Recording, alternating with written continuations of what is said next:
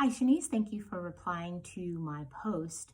Your post was succinct, but there was something about it that really got my mind spinning. You spoke about resourcing and screening tools.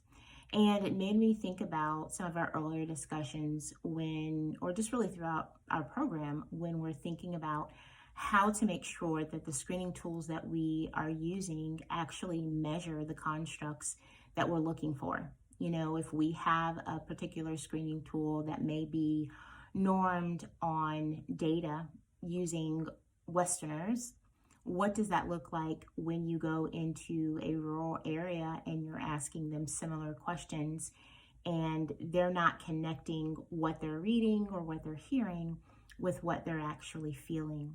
And then I also thought about the recent state of our our world when it comes to calamity.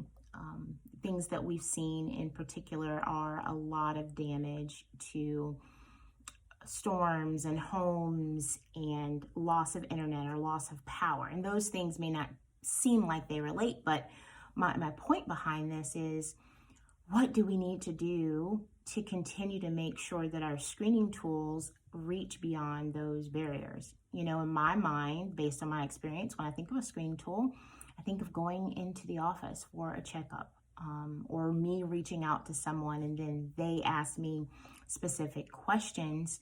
But I absolutely believe that we're in a season where that's not possible. You know, we even take the impact of the pandemic and knowing that so many individuals, especially outside of the US, go through much stricter seasons of being in quarantine. How do we screen them?